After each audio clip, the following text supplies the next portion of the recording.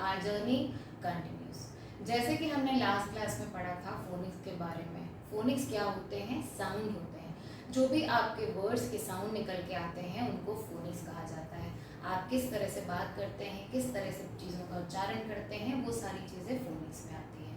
अब थोड़ा सा आगे बढ़ते हुए हम ये देखना चाहते हैं कि फोनिक्स को या वर्ड्स के साउंड को हम और कितने अच्छे तरीके से समझ सकते हैं। उनको समझने के लिए जो हमारे पास 26 अल्फ़ाबेट्स हमारे पास होते हैं, उनको साउंड के बेसिस में दो पार्ट में डिवाइड किया गया है। फर्स्ट पार्ट है आपका vowels, vowels and consonant. Vowels कितने हैं हमारे वॉवेल्स हैं 5, that is A, E, I, O, U। And consonants हैं हमारे 21 consonants B, C, D and continuous till Z। अब बात होती है कि अगर हम साउंड की बात कर रहे हैं तो हर एक अल्फ़ाबेट का, हर एक वर्ड का कुछ साउंड होता है।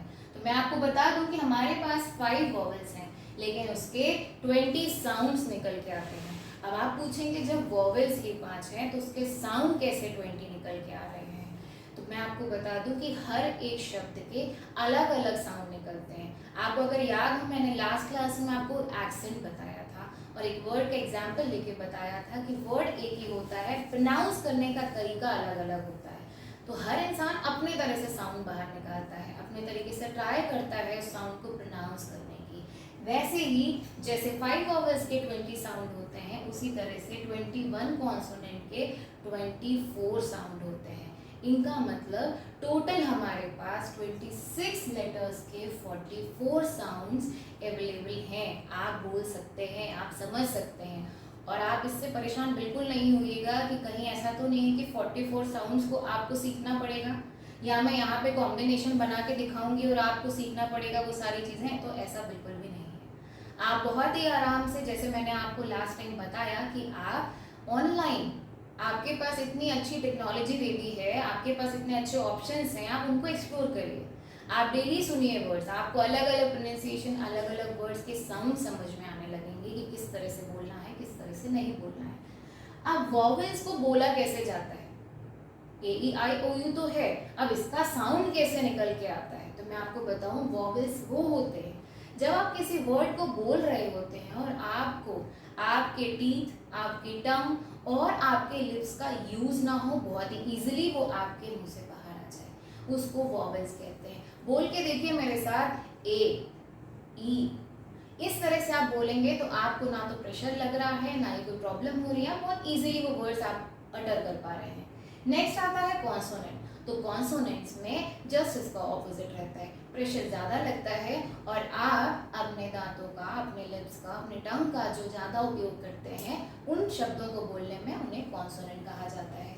अब थोड़ी सी बातें हो जाए और आगे कि वॉवेल्स के साउंड को और कैसे डिवाइड किया गया है। तो उनको डिवाइड करने के लिए दो पार्ट में बांटा गया है। First is monophthongs and the second one is diphthongs. अब ये दो बहुत बड़े भारी भारी वर्ड्स लग रहे हैं, क्या पता क्या पढ़ाने वाली है मैम।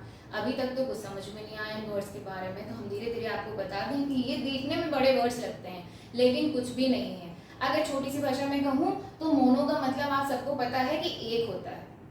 एक मतलब कि एक साउंड निकल के आना, एक वर्ड का एक साउंड निकल के आता है, मतलब प्योर वॉवेल साउंड निकल के आता है। फॉर एग्जाम्पल आई कैसे यूज कर सकते हैं? एग्जाम्पल के तौर पे आप शिप बोलिए, SHIP, दैट इज शिप। इसमें सिर्फ एक सिंगल साउंड निकल के आ रहा है, दैट इज कॉल्ड मोनोफथोंग्स। ये आपका सिंगल साउंड है। ऐसे ही आगे बढ़ते हैं डिप्थोंग्स। तो DI का मतलब होता है दो, मतलब इन्हीं दो अल्फाबेट्स को निकाल के अगर उनको मिला के कोई वर्ड का साउंड निकल के आ रहा है, उसको डिप्थोंग्स कहते हैं। फॉर एग्जाम्पल EI या AI, ए करके आपने सुना होगा, वो वर्ड डिप्थोंग्स में आता है। Okay, then we will continue with more focus on vowels. So vowels are further divided into two parts on the basis of their sound. Sound के बेसिस में उसको दो पार्ट में डिवाइड किया गया है, that is long sound and short sound. अब long sound क्या होता है, शॉर्ट साउंड क्या होता है? लॉन्ग साउंड तो सिर्फ अल्फाबेट का खुद का जो साउंड होता है उसी को लॉन्ग साउंड कहा जाता है।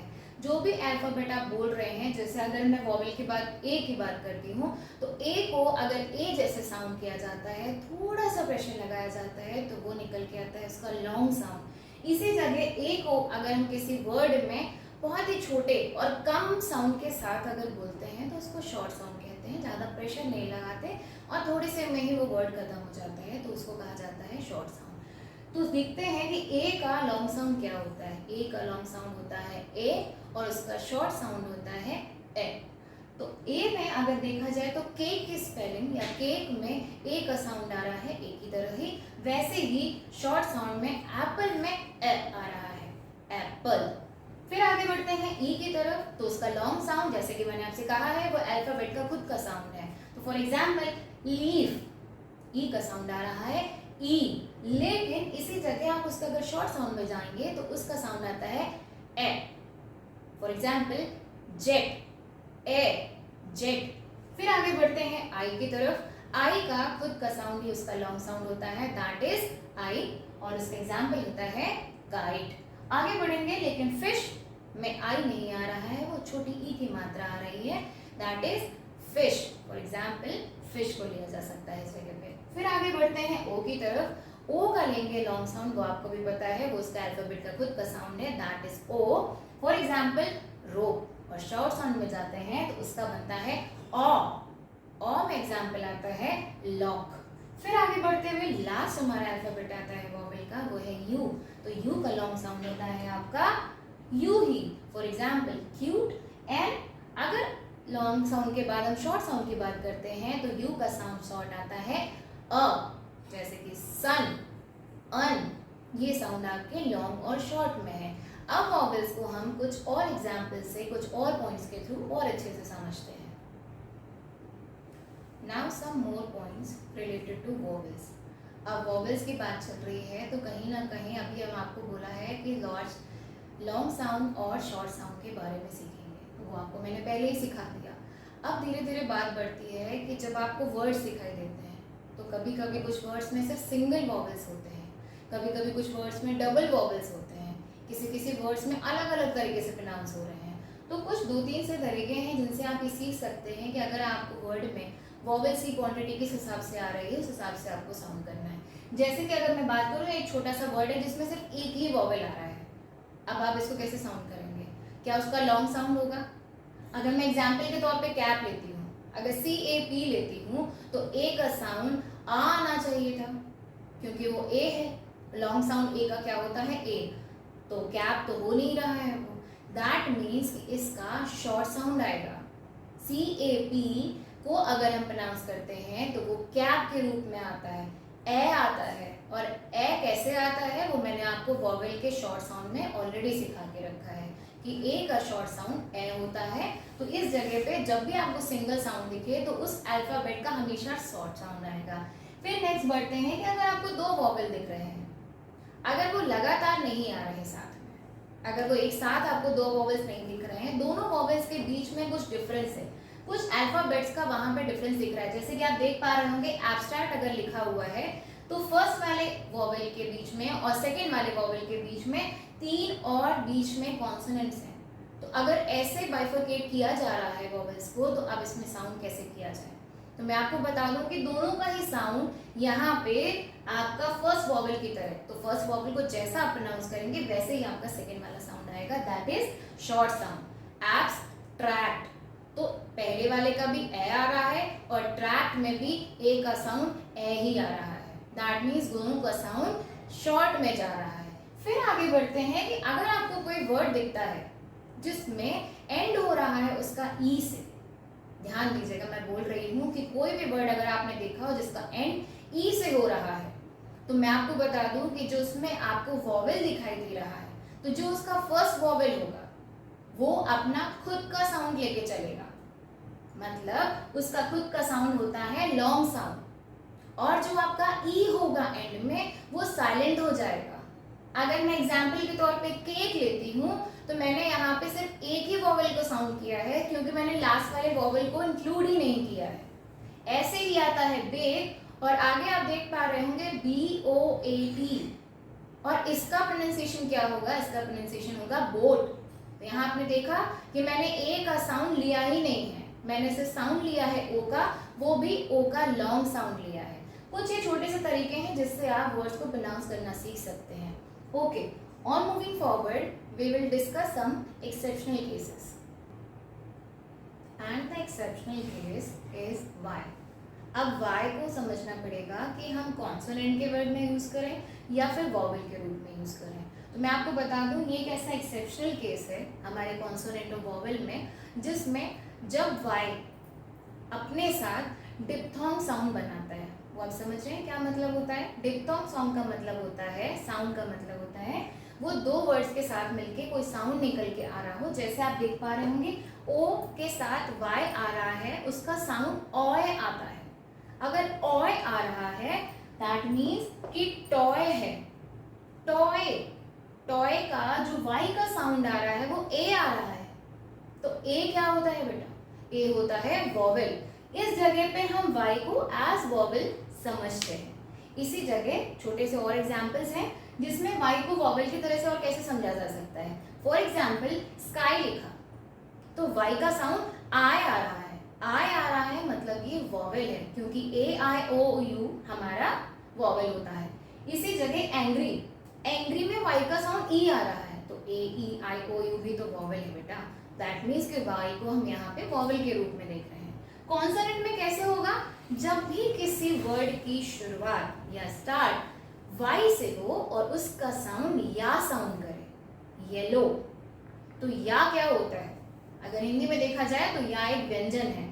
व्यंजन मतलब कॉन्सोनेंट है, तो यहाँ पे y को हम एज अ कॉन्सोनेंट यूज करते हैं। ठीक है, अब आपने वॉवेल समझ लिया, कॉन्सोनेंट समझ लिया, सारी बातें हो गई, काफ़ी चीज़ें हमें क्लियर भी हो गई हैं। यहाँ पे हमने साउंड को भी समझ लिया। लेकिन जैसे हमारी पिछली क्लास में बात हुई थी कि हमने आपसे बोला था कि आप ज़्यादा से ज़्यादा वर्ड्स को समझने की, सुनने की कोशिश करिए। एक अच्छा लिसनर ही एक अच्छा स्पीकर हो सकता है, ये आप हमेशा याद रखिएगा। आप जितना ज़्यादा, जितना अच्छे से सुनेंगे उतना ही ज़्यादा और जल्दी आप बोल भी पाएंगे। तो मेरे कहे अनुसार मैंने आपसे कहा था कि मैं 5 वर्ड्स लेके आऊँगी डेली रूटीन से जुड़े हुए, जिनको मैं आपको बोल के, बता के और मोबाइल से सुना के बताऊँगी। फिर आपसे एक्सपेक्ट करती हूँ कि आप भी यही चीज़ें अपने घर में करेंगे साथ में। तो मेरे 5 वर्ड्स आप साइड में देख पा रहे होंगे। पहला वर्ड मैंने लिखा है ब्रेकफास्ट। अब आप सोच रहे होंगे कि सारे के सारे word breakfast, lunch, brunch, snacks, ये सारी चीज़ें खाने की क्यों लिखी हुई हैं? तो हमने सोचा अब आज हमारी एक्टिविटी की शुरुआत हो रही है तो क्यों ना खाने पीने से किया जाए, मज़ा आए, फन वे में लर्न किया जाए। पेट भरा रहेगा तभी तो पढ़ाई हो पाएगी, अदरवाइज बोरिंग हो जाएगा लेक्चर। तो पहला वर्ड आता है ब्रेकफास्ट। अब ब्रेकफास्ट को कैसे बोलना है, कैसे सुनना है, वो मैं आपको बताती हूँ। आप अपनी डिक्शनरी में आप टाइप करेंगे ब्रेकफास्ट, फिर उसका साउंड आएगा। अब मैंने यहाँ पे कैम्ब्रिज की खोली है डिक्शनरी, जिसमें आपको मैं एक्चुअली आज मैं आपको थोड़ा सा एक्सेंट बताना चाहती हूँ। इसमें गूगल ने प्रोवाइड किया है ब्रिटिश एक्सेंट भी और अमेरिकन एक्सेंट भी। अब वो कैसे होगा? तो जो स्पीकर का आइकन है बेटा, आप देख रहे होंगे स्क्रीन में, उसको अगर आप क्लिक करते हैं तो पहले मैंने क्लिक किया है यूके का। UK that is breakfast. सुना आपने? एक दो बार और सुनिएगा तो और अच्छे से समझ में आएगा। ये आपका यूके का एक्सेंट है। फिर आता है यूएस का ब्रेकफास्ट। ज़्यादा अंतर नहीं होता है, बस हमें सुनने में बड़ा अजीब सा लगता है, बट वो एक्सेंट होता है। नेक्स्ट आता है, आपने सब वर्ड देखा है लंच। लंच को अगर हम गूगल की डिक्शनरी में टाइप करते हैं तो उसका भी ऐसे ही साउंड आता है। फर्स्ट आता है यूके का, दैट इज लंच। फिर आता है आपका लंच। तो कहीं ना कहीं एक्सेंट में डिफरेंस है। इन्हीं चीज़ों को जो आगे के मेरे वर्ड्स हैं that is brunch, snacks and dinner, इसको आप खुद से प्रोनाउंस करेंगे, खुद से सुनेंगे, और नेक्स्ट वीडियो में मैं आपके लिए 5 मोर वर्ड्स लेके आऊँगी और फिर हम और सीखेंगे। For now thank you very much.